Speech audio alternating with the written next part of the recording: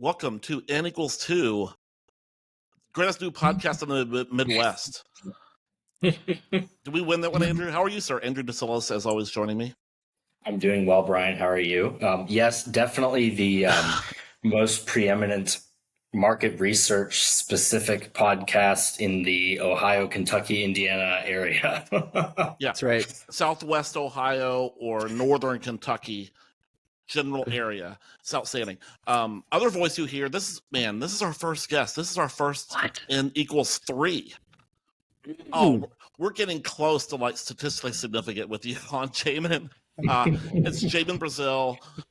He is the CRO of VoxPopMe. He's also a strategic consultant. Go to his LinkedIn. He's done a million other things. He's a legend in our industry, and it's an honor to have you on. How you doing, Jamin?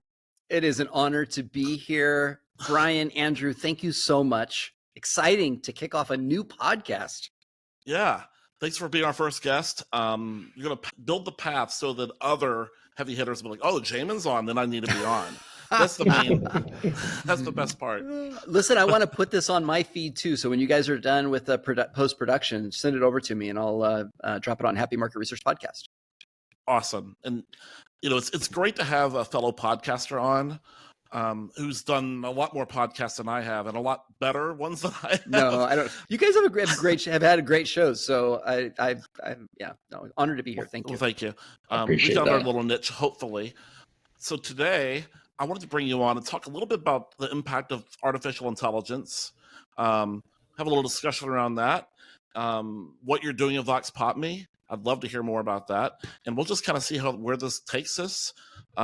We could go about anywhere, I bet. So, Andrew and I will kind of probably popcorn you a little bit and wear you out, but hopefully it's more of a conversation. Perfect. First of all, what are you doing at VoxPopMe? Like, what does the CRO of VoxPopMe do, and how did you get there? After I left, I sold Decipher back in 2015, and then became the CEO of the acquiring company, which was Focus Vision. Then fast forward 2 years, left that role, started a qualitative platform called HubUX, did that for about 4 years, and then sold it to VoxPopMe, where I then started serving as the Chief Revenue Officer. That was October of 2022. We did that transaction. The second part of your question, the day-to-day for a CRO at VoxPopMe really looks like reverse engineering. So it's all about attribution. It used to be the case that most of marketing fit inside of this category called brand, which is we didn't really know what we were doing. And over the last, I would say 10 years, we have migrated to a attribution map. And the nice part about attribution, as you know, is we can make bets. Like, let's say we do a podcast and we do 2 webinars a month, and we do a Quirks event, and so on and so forth, so on and so forth. Then you can understand, if you pay attention to it, how many leads are being generated, and then how many marketing qualified leads, and that flows to sales qualified leads, which then converts to opportunities, and then closed won, right? So, and then you apply timescales, and you really, literally can calendarize your growth from a revenue perspective. So, and that usually is associated with new revenue. New revenue is about 30% of my hypothesis that should be about 30% of any healthy company's growth map. The balance, the 70%, should come from your existing customers. And that's one of the lessons I learned at Decipher. Actually, Jamie Plunkett was the one who identified this, is that our year 2 customers, so a cohort, you land a customer in year 1, year 2, they're going to spend about 3 times as much with you. And so then that's a different journey, right? Than new, but you can set activities against that customer journey, which then, whether you're upselling new products or expanding existing product usage or even increasing pricing, those are all playbooks that you can run against your existing customers. So yeah, man, it's been a super fun journey. At VoxPopMe, I really enjoyed it. Just thank the Lord. Today is June 28th, 2024, which is the last business day of Q2, and we hit our Q1 number. I can tell neither of you are responsible for quarterly revenue. We hit our Q1 number and then blew our Q2 number out of the water, which I know is probably off topic, but I'm very thankful. We had this like it was like a classic, like this massive battle, and we got it across the finish line. So anyway, it's a very triumphant 2024 so far. Well, that's good to hear. I want to hear that because, I have a decent network and talk a lot. I've been at conferences lately, and it's kind of a weird market out there. Some companies are doing really well. Some have struggled, I think. And I sense the turning a little bit. So it's always good to hear that, hey, you hit your goal. That's awesome news, because if you're hitting it, probably other people are hitting it too. I think so. Fantastic. Yeah, for sure. One of the things that's interesting in the space is, and you're right, it is a tale of two cities right now. And so companies, what I'm seeing are companies, there's two things, right? You need innovation, which is bringing the three-legged stool of cost, quality, and timing together, right? So you can get things done cheaper, you can get things done with the same or better quality, and then you get things done faster. So that's what the benefits of true innovation are driving, right? But then the other part is you need to make sure that you have the right go-to-market strategy, and so go-to-market as a term is just like blowing up right now in a positive way. Organic SEO, et cetera. And so that's even conferences, a lot of go-to-market conferences that I'm seeing.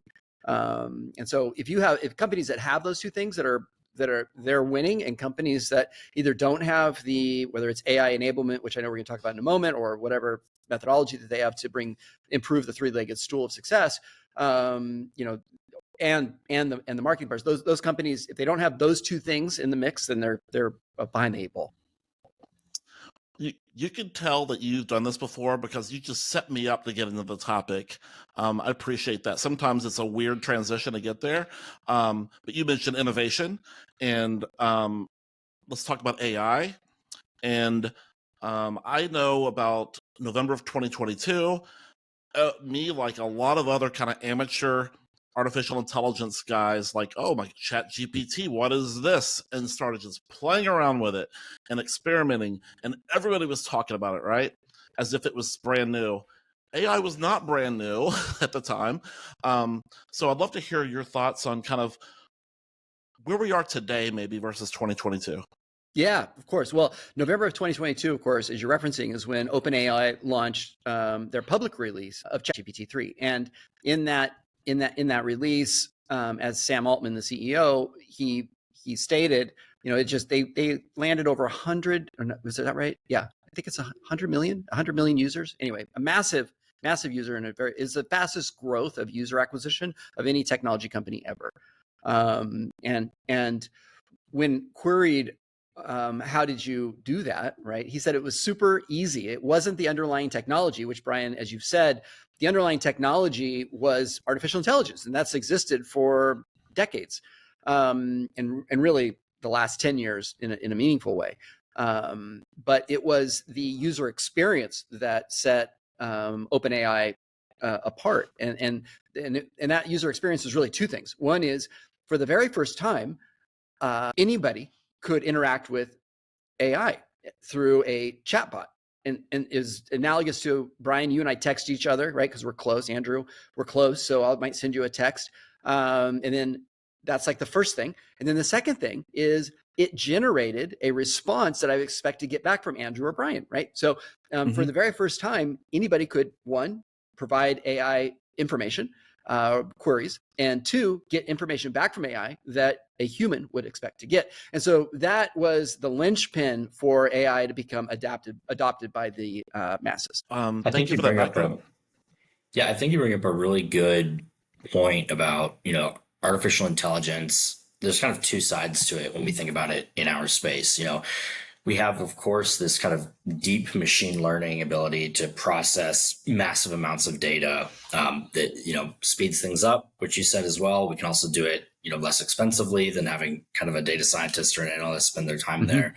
So kind of more powerful insights. But also, and we were talking about this on our last episode, people are beginning to develop tools where you're able to kind of query your own proprietary data set, right? And just kind of chat with them about your survey data, or maybe all of the survey data that you've ever collected is now in one folder, including all the presentations from all the agencies, and it's going to go read all of those things at the same time. From your perspective, obviously, if we can interact with our data more quickly, and then the machine learning can also analyze it more quickly and more powerfully. Those are both kind of doing the same thing, but which facet do you think is probably going to provide the most change in our space over the next, let's call it the next 12 months? Love that question. The most change. So first of all, I just want to build out the premise that you just articulated, because this is a really important point that you're addressing. I did some work with the CMO of Visa back in, I want to say 2015, 16 maybe. And at that point, the initiative was centered around waste in research. Visa, global organization, doing lots of research, of course, all the time. And what we found was that about 30% of the research that they were doing was redundant, and that redundancy actually created two things. One is waste, but even more impactful was misalignment or confusing results. So you might have one researcher say something about a point of view, like, is it easy to do X? And then you would have another researcher who didn't know that other person was doing the research at the same time, do the research and have a different point of view, which then creates a lot of confusion from a marketing perspective. And because their research, it wasn't really decentralized per se, but again, not everybody was talking all the time to each other. So you didn't have that visibility. And so what AI does is, as you're saying, it addresses this big problem, which is research centrality. The problem that we have faced in market research is that everybody does everything differently all the time. And I'll give you a really basic question: ethnicity. So I can write a screener with ethnicity as a question, right? And Brian, if I ask you to write ethnicity question, you will write it differently than me. And Andrew, you will write it differently than both of us, in which case we'll have 3 questions around ethnicity that are different. In which case, in order to synthesize the repository, we have to build a Rosetta Stone that has the way that Jamin asked this question, the way that Brian, and the way that Andrew asked this question. Well, now for the first time through AI, we have a artificial intelligence that can synthesize that data for us without having to build the Rosetta Stone, which is, by the way, impossible. Lots of companies, Knowledge Hound and others, have tried to do this for years and always struggled and failed, frankly, being able to effectively do this. And so that is a full stop moment for market research. And this is the reason why is, if I can synthesize all of the research that I've done, qualitative and quantitative historically, now if I'm a researcher and I want to start doing a project, right, because marketing has a point of view that they want to validate, a hypothesis that they want to validate, I can query my existing body of knowledge with not having to build a Rosetta Stone, and in plain English, have it articulate back what projects have been done and also the points of view of the researchers against those projects, to understand, do I need to do the research? Because the answer may have already existed. 2, if I do want to do the research, I'm entering into I'm starting that process from a much more informed point of view than where I normally would, which would be, trying to find a survey or a discussion guide or a methodology that has a similar business question, and then using that as a copy paste template, right? Which is like how 99% of research is spawned, which is the most recent project that was like the one that I want to do right now, right? And so that is a monumental moment. So back in, and I don't mean to talk the whole time, but back in December of 2022, so a month after OpenAI released or ChatGPT, I reached out to Microsoft.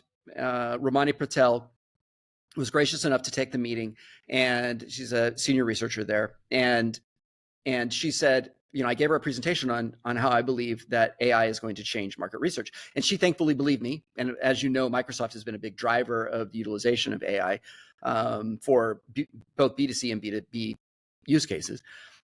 And I think they're also the largest investor of OpenAI. So anyway, she said, let's develop something together. And so VoxPopMe and Microsoft, along with OpenAI, developed a research repository, which allows the qualitative research, because VoxPopMe is a qualitative-based platform, all of the qualitative data to be centralized and then be able to query that data. So Microsoft's been using this now for a number of, over a year, and to great effect. And we have many other customers that are using it as well. And one of those other customers, I'll give you a great little example. The CMO tasked a lead researcher with this question: how are our consumers using AI today? What are the most common use cases of it, right? And so the senior researcher hadn't done research with exactly in that line, but there had been hundreds of projects that they had uploaded into our platform and done inside of the VoxPopMe platform. So she started with a query asking against all the projects that they had done, what are the most common use cases? And our AI Insights platform generated 10 use cases, right, that were then backed up by videos of consumers saying those things across all their projects. So they now have a sizzle reel or a highlight reel for each one of those 10 things. She then packaged that and then sent that to the CMO, who's like, this is perfect place for us to be able to start, right? That was all done in 45 minutes. I'm kind of blown away by that. You couldn't even have done that. Well, most researchers couldn't have done that 3 years ago. No. And now you can do it in 45 minutes. And 45 minutes. All the value it provides, and how more advanced you can do research. That's amazing. And who at a client, you don't have to, this doesn't have to be specific to Microsoft. Yeah. Do they have to learn a new software? Do they have to learn how to code? They have to learn how to basic queries? Is it pretty? So that's a great question. And no, similar to, our framework is built off of, it can actually be built off of any AI platform. Andy Barraclaw, our CEO and founder of VoxPopMe, when he implemented the AI has been a part of VoxPopMe from its beginning. I mean, that was part of its original thesis, is trying to have a conversation at scale. It was just, we were using, before OpenAI's release, we were using more traditional kind of sentiment analysis and word counts and clouds and whatnot, right? So, but now the system is using OpenAI's framework, which is quite literally the same. So we have some existing packages which are building automated reports like executive summaries and things like that. You think about research. So the answer is no. You don't have to have any kind of coding expertise. All you have to do is be able to type a query, and then it will it'll analyze your data, either, as Andrew said very succinctly at the beginning, like either in isolation of a single project or a set of projects, or all your projects categorically, to inform it. And the nice part about that too is there's a lot of safety, because as one of the big concerns is, am I informing other models? That my data, is it being used? But none of that's the case. And the more data that is being referenced creates opportunities for hallucination or errors, incorrect points of view. But the benefit of limiting the data to your data sets is that it minimizes the chances of incorrect hypotheses or it erroring out, basically. I have one quick random question, then I'll let Andrew ask a smart one. You mentioned you should just type in a query now. Yeah. Between 3 and 7 years ago, I'm fortunate to mentor young people that are entering the industry, speak at colleges sometimes, and I would tell them, you need to learn how to code. If you learn how to code, you will have a job forever, because people like me don't know how to code. Mm-hmm. Did I mislead that generation? Do they need to know how to code now? Coding is a superpower in the way of language is a superpower. And if you think about coding, like whatever language, Java, C, C++, Python, whatever. I mean, it really teaches you how to think, and the ability to think in a logical, linear way. It will aid you in the way of creating prompts that are effective for in the same way that you could have 3 different people search for something on Google, and they might come up with 3 different answers based on how their search criteria, right? And similarly, people that are good coders are always going to be able to create better prompts because they're just thinking about the interaction with the AI in that way. So my mom, for example, would, if you were to ask her if she use AI to create a margarita recipe, she's going to say something like, "Give me a margarita recipe," right? Whereas I might provide a lot more context in my prompt of, "I'd like a margarita recipe, but please leave out the salt rim, and I'd like it to be spicy, and these are the ingredients that I have in my house right now," right? In which case, then I'm going to get something that I'm actually able to execute right now. And I do like margaritas. Certainly have to get a margarita to get together the next time we are physically in the same place then. Okay, so this question is coming from the discussion around the centralization of data. So if artificial intelligence is allowing us to leverage that repository, how do you think that that will change the way that we do research? Kind of as a space, is the way that our businesses operate. And the reason that I ask the question is because we're part of this series. You're the first guest in the series of Is Marketing Research at a Crossroads? And one of the things that we run into is that primary research, while very powerful, and of course creating something theoretically novel and original and scientific, I think our largest threat isn't necessarily evolution. It's displacement, where there's so many other types of data that we're in the business of helping businesses make decisions, and they can scrape a whole lot of data. They can buy it from all kinds of places, and might not need so much primary quant or primary qual. So yes, this is an advantage for us, but 2 things come out of it. One is that does less new research need to be done? Because maybe all these massive repositories of research that have been executed can replace that a little bit. But then 2, doesn't it in many ways kind of necessitate that we work with clients or work within our own organizations to aggregate what we've done into kind of a more powerful basis for this type of investigation using artificial intelligence? So I would say that, and this has been one of the big questions that market researchers have been asking from the beginning, is that, am I going to have a job? Like, is AI going to ultimately replace me as a market researcher?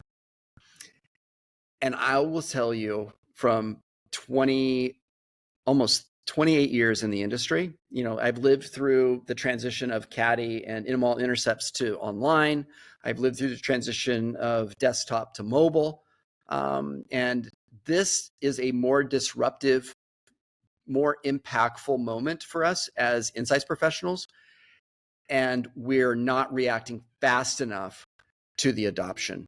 And that companies and humans that do not adapt it and use it as a co-pilot, which is how Microsoft is framing AI right now, are going to wind up ultimately out of a job.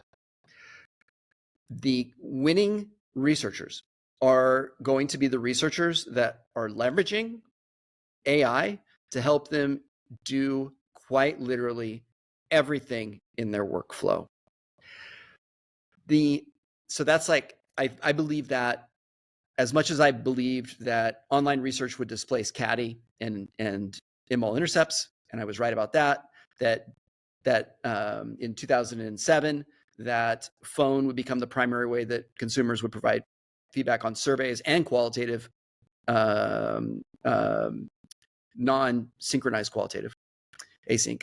So I just don't see a future where doing it the way that I've been doing it is going to be successful. And the reason why is because at the end of the day, and we've all seen this, is that better, faster, cheaper wins. And so if that's true, then you've got to be using AI. I've done 2 studies with 2 different brands where it's called the John Henry, which is this children's book. You can reference it later, but it's basically a story of AI versus human, right? And we start this project together. One was 55 IDIs or 52 IDIs, sorry, and the other was 10 IDIs. 2 different brands. In both cases, one case, there was 85% time gained from AI. In other words, 85%. If it takes me 10 hours, I'm doing it in an hour and 20 minutes in AI, as opposed to 10 hours with a human. Get that?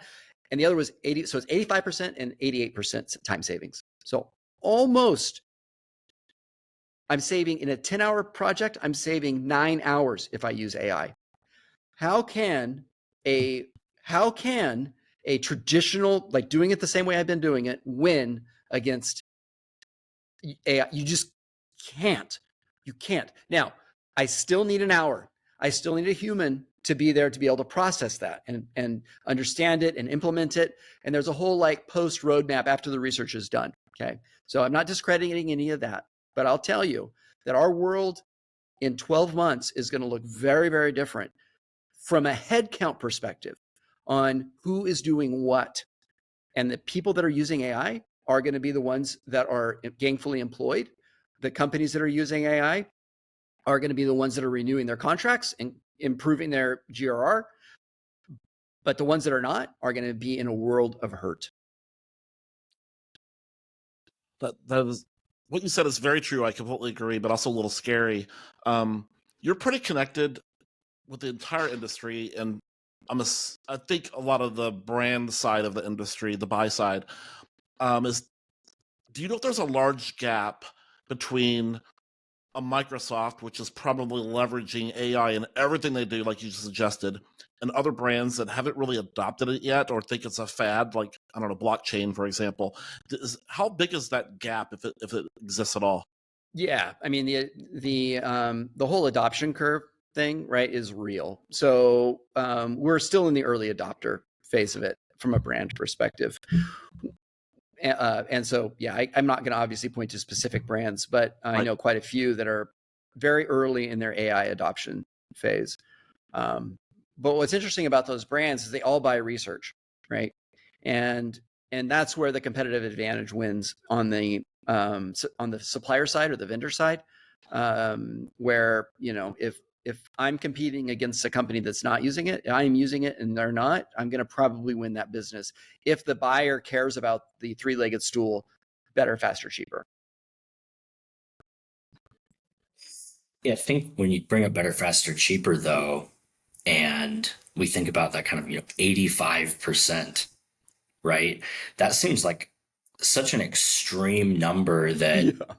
I mean, let's say you have a project that's normally, $70,000 project, or we'll make it 75 just so it'll be easy for me to cut it by 30%, 60%. If you're using, you tell the client, hey, this is going to take us 2 weeks instead of 6 because you're experts in using artificial intelligence to analyze the IDIs and so on and so forth. And by the way, it's going to also be X% less expensive.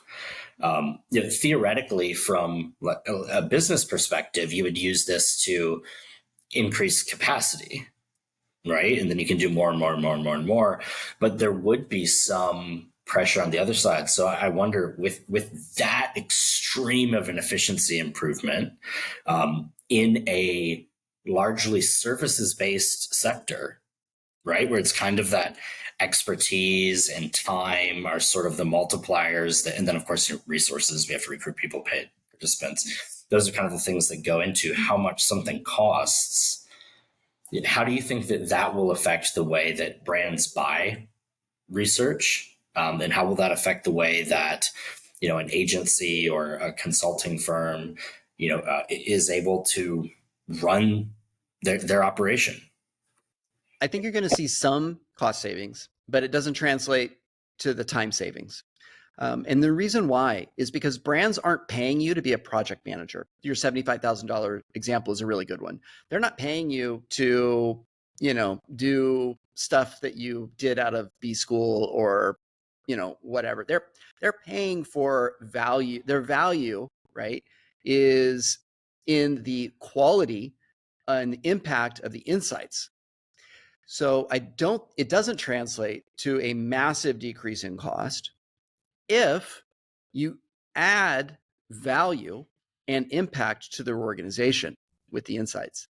That will secure those dollars for you, right? So it isn't the case that we're going to discount our cost basis proportional to the time savings that is yielded from AI, but it is the case that it will have some cost improvements.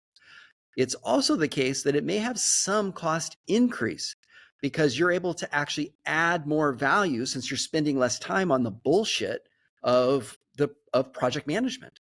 So there's a big win for us as researchers to level up the quality of the insight. You could think you both have done a ton of primary research, right? Thousands of projects over our careers.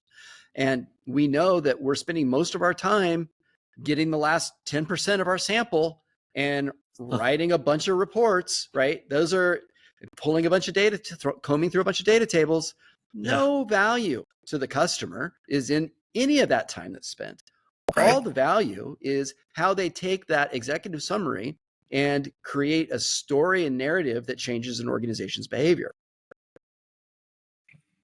So it almost gives you flexibility in the cost and in the way that you want to allocate that. Maybe you need to go a little bit lower to win the business. Well, we have a lot of room to do that. Or as you said, let's spend the exact same amount of time working on this, but we now have magically created another 8 hours that we can spend working on this project. And I think as well, there's an exponential increase to that, because if you're doing, 10 hours of work in 1.5 hours, and that means that you have another 8.5 left, well, you actually can do, that's like a 700% increase or something by the time that you're continuing to do insights at that scale. So that's, that'll be very, very powerful. And it'll be interesting to kind of see how that plays out. I was just going to piggyback on this point.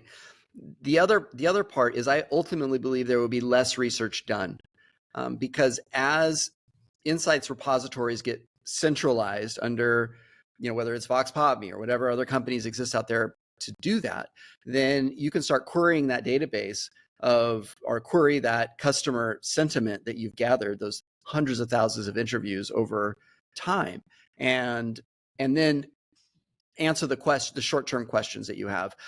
Over the last, one of the most interesting things that I've seen, having interviewed hundreds of insights professionals across hundreds of brands, is that the confidence level that executives are requiring of insights is 60%.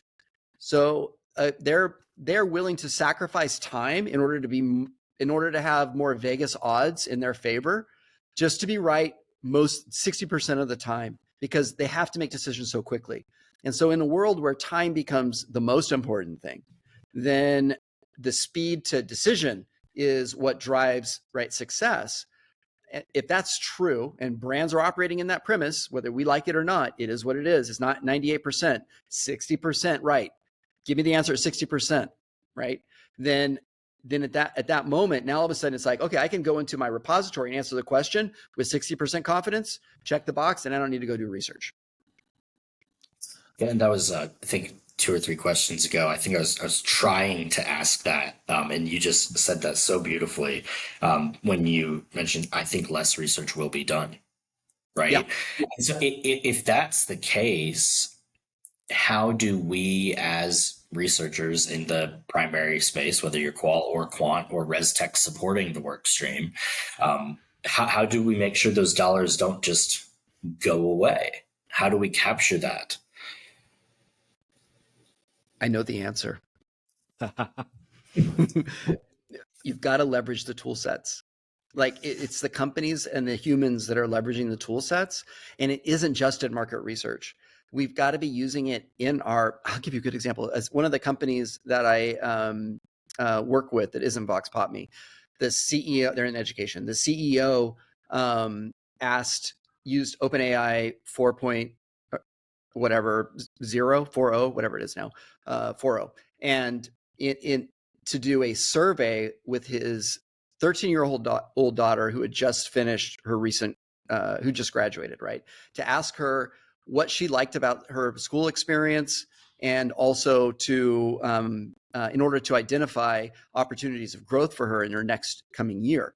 And OpenAI literally generated a very compelling survey with only that instruction, asked her the questions verbally, not typed, through audio, right? And then reported back to her dad in audio its point of view, its summation of his daughter's experience in her last grade and things that his daughter could do going for a more successful school year next year. So like just unpack that a little bit. But this is like in a day-to-day life of a dad talking to his daughter, right? So like the opportunities for, if we're not leveraging it in our day-to-day, making the margarita recipe, right? Or what have you, then we're not going to fully understand the utilization in our actual work environment. So figuring out how you weave it in is critical. I would love to talk about this for another hour. But we'd probably have to put this behind a paywall. This is one of the best AI discussions that I've ever heard. So thank you for your perspective. We just have a couple more questions. Before we get there, I want to make sure that we have covered everything that VoxPopMe is doing. I'm sure they're doing lots of cool stuff, advising a lot of clients, helping a lot of clients. Yeah, great. No, thank you. I really appreciate the opportunity to be a little bit selfish. So obviously we have been the tip of the spear in the insight space with respect to actually co-creating the first insights repository with Microsoft. That's bled into many other or created many other innovations, from AI generated surveys to AI generated screeners to AI generated discussion guides. We also have we're not just a video survey platform. We also have full video capabilities for synchronous research with backroom capabilities. All of this has a level of AI component that's enabling it, and for an improved customer experience. So VoxPopMe has become quite literally a full shop of options for qualitative research from a tech stack perspective. And most recently, we also started doing ad hoc research, which is unusual for us. We've been very subscription based, but we do support if a customer has just a one-off project that they want to use our tech stack for, we're happy to unlock that for them as well. Amazing. It's cool to see how VoxPopMe has progressed over the years. Amazing. Thank you for that. I'm going to go into a different direction really quick before we let you go. We've seen an increase in PE money in our industry the past few years. And this is great in some ways, as I feel the value of research and insights and the data we provide is being valued by investors. Yeah. I've always felt there's a little bit of a downside. How does this impact of new people, non-researchers, with different expectations? How does this impact our industry or the research companies that they acquire? This is a very important question that you're asking. In many ways, I don't necessarily think that private equity is investing because of the value of the insights. I think that they're investing because of the value of the dollars in the industry. So we have built very profitable companies inside of the insight space that are worthy of investment from private equity. Private equity's model is centered around maximizing returns. In other words, building optimal money machines. If I put $1 in, I get $3 out. If I put $1 in, I get $4 out. That's a better outcome for me. And so if that simplistic premise is true, then, and I think this gets to one of the dangers of private equity, then you start decreasing your spend in some of the more important areas like sample quality, for example, which we know has been according to Melanie Courtwright, is a material issue inside of this space. In fact, there was 2 years ago, I was speaking at an event, the Insights Association's annual conference, and I had cited that we were seeing return rates of 60%, in which case a CEO of Research Defender raised his hand and said, actually, and this is the company that is like frontline, right? They're sitting in front of the surveys. He said, on some projects, we're seeing return rates of 90%. That is to say, 9 out of 10 participants in that study were fraudulent or misrepresenting themselves. And so anyway, but the reason why, that exists is really just a spending less or on sample, which has traditionally been the largest cost basis outside of humans actually doing the work in the research. So yeah, I think there's some traps there that we need to be cognizant of. I could go on a sample rant. Andrew could as well. I completely agree. I was going to mention this before you did, that when you spoke in Philadelphia a couple years ago at that conference, you said something that was very impactful to me, in that I'm an introvert, and you said to succeed in this industry, you have to go to the happy hours. You have to do the networking events. And I think about that all the time. It's one of the best advice that I've received, and I've given that advice to other people. Our industry is full of introverts. Yeah. And you have to do those things, because that is where relationships are built. They're not built by shaking your hand at a conference. They're built by having dinner or the drink and talking about things off the record and your families and things like that. So I just thank you for that. You probably even realize sometimes the impact of things that you say. That's hilarious. Thank you for bringing it up. Yeah, I believe that there's only 2 components to success in your career. And that is, the first one is the skill and that you bring to your job every day. And then the second is the size of your network, like size and quality of your network. And that's why most of us fail at the second one. We almost all do really well in the first one, because we assume that the world is going to recognize our expertise. But the reality is, we all need some level of self-promotion. And to that end, that happens at happy hours. I think I have one last question, and then perhaps we'll wrap up. And that is kind of the theme question: is marketing research at a crossroads? And to frame that, everything evolves. And of course, artificial intelligence is absolutely accelerating that. I think you mentioned before that this is kind of one of the biggest moments with artificial intelligence coming in. But do you think that this is kind of the natural evolution of our industry, or is this kind of a pivotal crossroads time where leaders in our space need to take a look at what's going to happen over the next 10, 20 years and take some type of action? We're at a crossroads. I did not get on the whole, what was the Bitcoin thing? I'm totally drawing a blank on the name of the technology that was built on. But anyway, there was a lot of issues around. There's been a lot of things that have come up in our industry that are going to be quote unquote disruptive. But I've just never been a buy-in on any of that kind of stuff. It's like I said, the milestones that we've had is the digitization of surveys, the later, obviously, the ability to do research on cell phones, and then or smartphones, and now more recently with AI. I think those are like the three milestones for us, and I think AI is going to eat everything else from a size of impact perspective, and I think it's going to do it exponentially faster than the previous 2. So yeah, we are definitely at a crossroads in our industry, and in my view, and I know I've said this repeatedly, there will be winners and there will be losers, and they're going to happen fast. In which case, pay it now. I'm waving the flag. Pay attention. Get involved. Try to figure it out.